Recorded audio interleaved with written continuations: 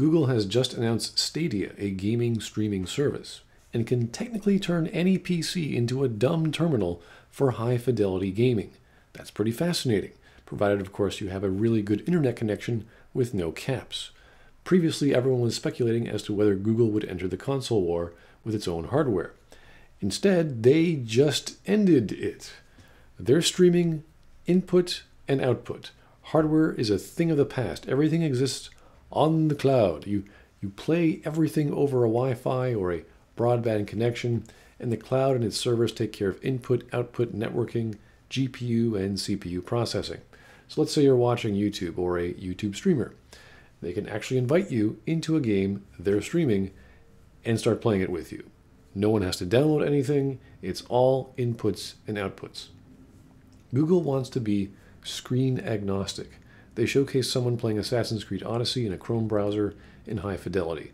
The gentleman then switches a store-bought controller with a docking clamp into a phone, and it's just a signal being sent between devices, and of course there's no interrupt in gameplay. Google is producing that patented controller called the Stadia Controller, which is apparently the best way to play these games so far, as any console gamer might tell you. This is pretty cool news, and it's kind of makes me curious how gaming exclusives are going to matter anymore when game developers no longer need to worry about tech specs or API kits for certain consoles.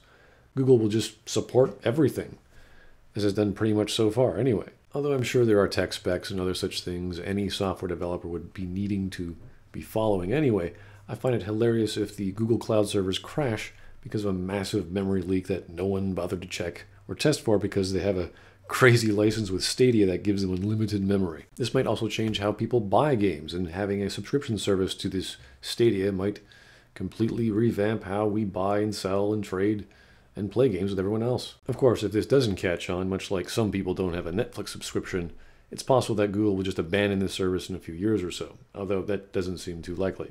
What are your thoughts? How does this change gaming for you? Leave a comment if you so please.